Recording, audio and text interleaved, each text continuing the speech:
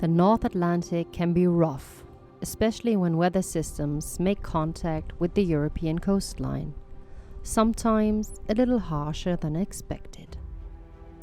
On our trip from Cherbourg further east up the coast, slowly aiming for Belgium and the Netherlands, we came across a sailor whose sail had seemingly ripped, them luckily having been able to secure it with their furlegs.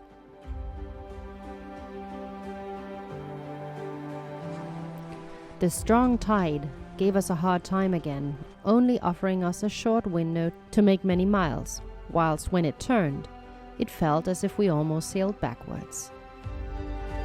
Ich glaube, wer hier segeln lernt, der kann überall auf der Welt segeln. To make it in time, we often use our engine to push Thula a bit more, because when the tide turned, it meant double way for us. Unluckily, we were not always able to find a suitable harbor for this possible tide window, which was also the case when aiming for Le Havre. So we had a really shitty trip here yesterday and arrived in the middle of the night in Port Guillaume, which is sort of a river, and we didn't intend to come here, but we're aiming for the neighboring port, but we weren't sure whether the locks were still open, and now you can see them all speeding in here because the sill is getting less and less water, and the water is going down.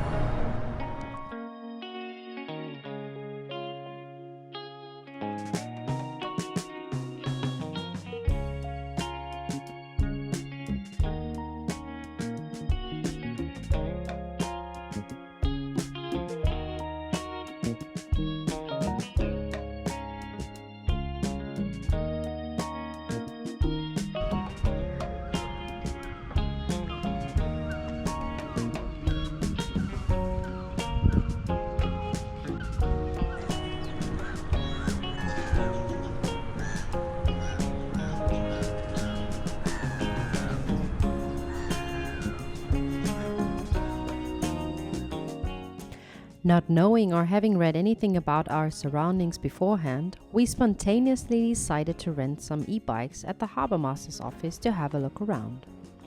And this little round turned into a 50-kilometer bike ride, as it turned out to be a region loaded with interesting architecture, natural surroundings, and history.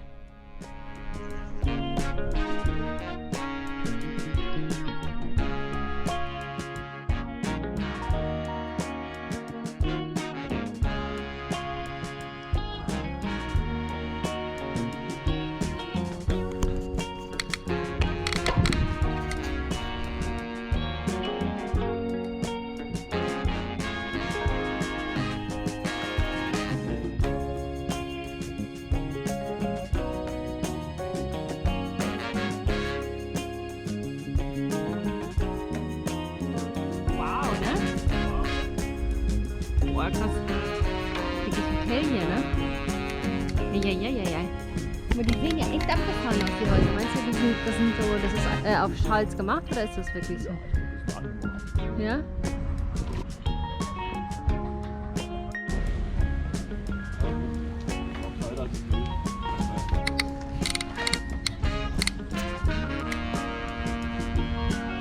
Dann lass uns mal los.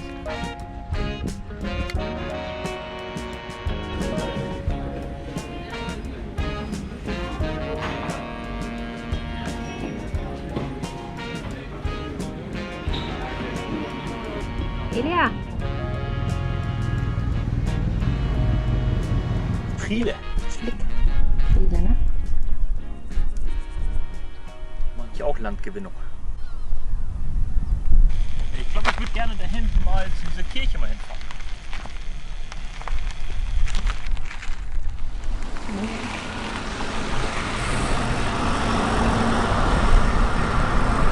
Ich glaube, die schwingt so nach oben oder so.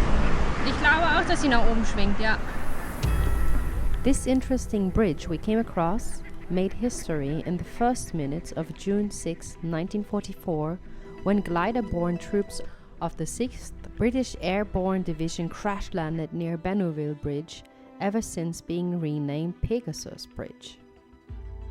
Moments later, Major Havre, together with his 179 men, attacked and seized the bridge at Bénouville and then at Ranville. The German bridge guards, being completely surprised, quickly realizing that resistance was futile.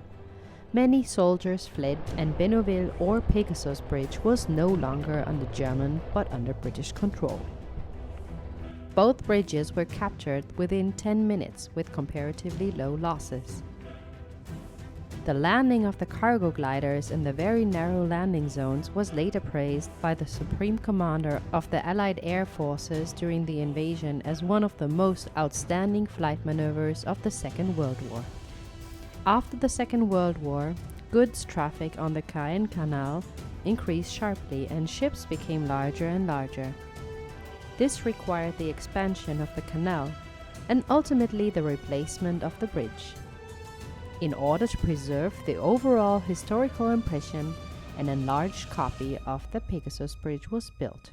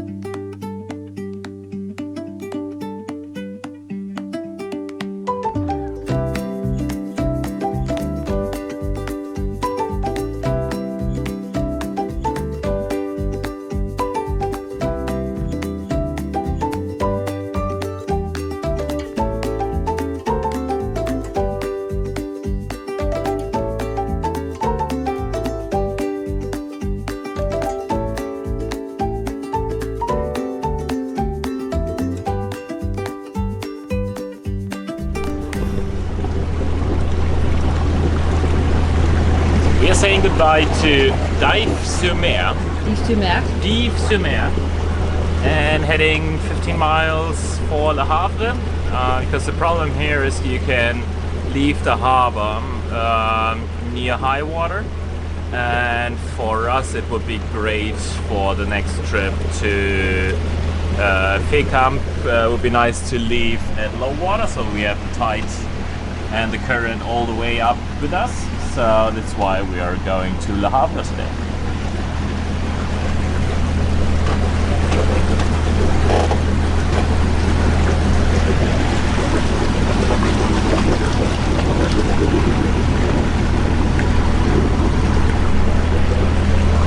Nice place to stay in here? It was a beautiful place to stay, and we rented yesterday some e-bikes for the very first time. We had a nice bike trip on some electrical bikes. They are amazing. We did 50-kilometer tour in around 4 or 5 hours. So it was something between going on a moped and having a nice bike ride.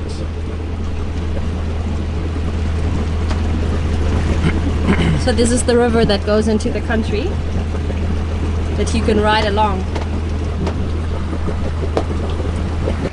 And luckily the water is back. Good for us.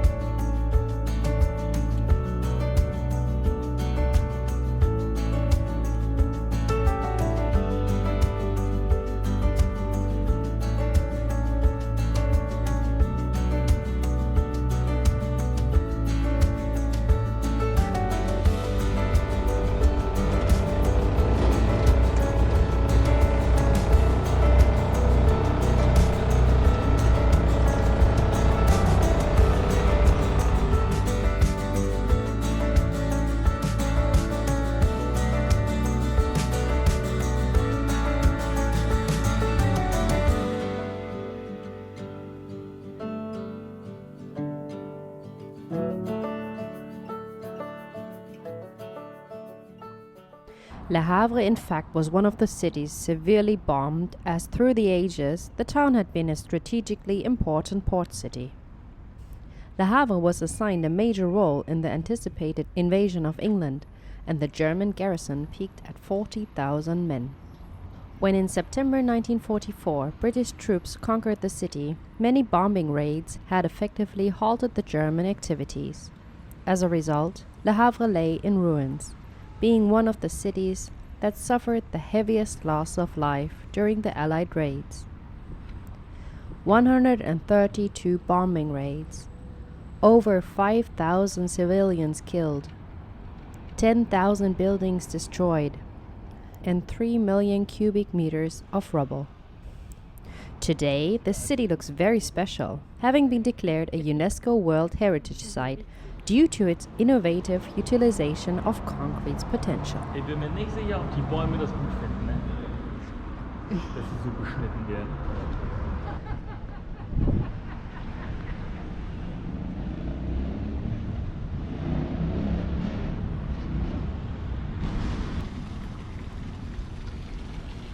Hier in der Mitte so ein Baumgarten. Ja.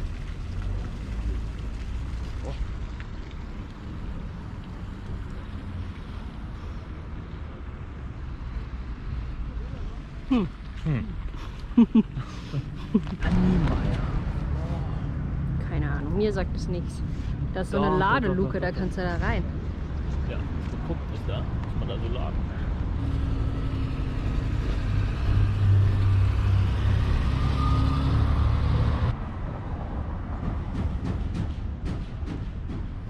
We just researched a little bit, and we are actually standing in front of Le Volcan, the volcano, which is actually a concert hall for musicals, cultural events. Yeah. Here we go. He also designed the UN headquarters in New York. Yeah? What was the name? Oscar Niemeyer? Oscar Niemeyer. Oscar Niemeyer. Ah. Yeah. Ich kann mir schon vorstellen, dass die Akustik da drin gar nicht so schlecht ist. Ja, ist bestimmt spannend. Le Vulkan.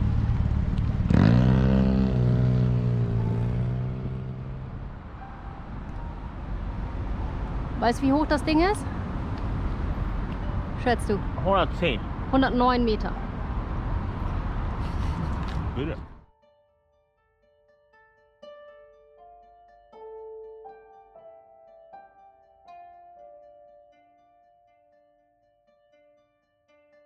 The Church of St. Joseph was built as a memorial to the victims of the bombing raids and rises like a spiritual lighthouse visible from the sea.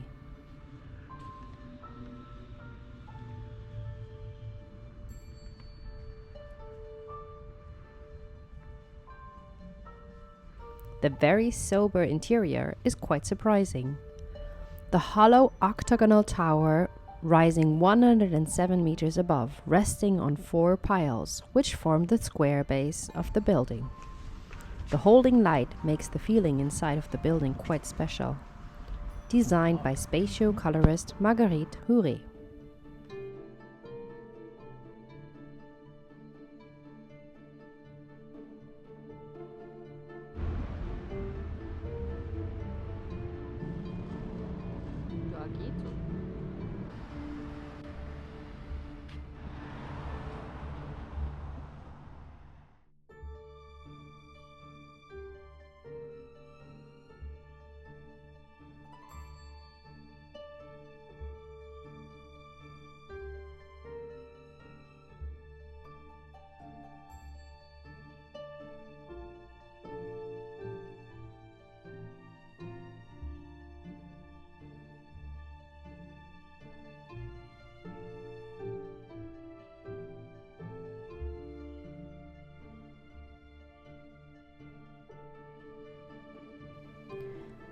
Thank you for watching, guys, and sorry for the long wait. We'll now try to catch up with the last videos of our 2.5-year sailing adventure regularly. Our little sailor and other projects keeping us pretty busy at the moment though. Have an awesome day and see you very soon where we are unexpectedly locked in Fécamp. We are here in Fécamp on the north coast of the Normandy, and well, here in the harbor there's a problem that the outer harbor falls dry and the inner harbor you can only leave 2 hours before high tide and 1 hour after high tide. So anyways, but we have the problem that there are some dredging works going on inside the entry channel, and of course all the information are in French and nobody even wrote it on a website, on the Yacht Club's website. So yeah, so we're gonna try to leave today evening at 10 o'clock in the evening. Der dümmste Move seit langem hier reinzufahren. Stuck, huh? We're stuck here, behind the sill. Much love from Ilya, Ruven and Jana, and most importantly, Thula.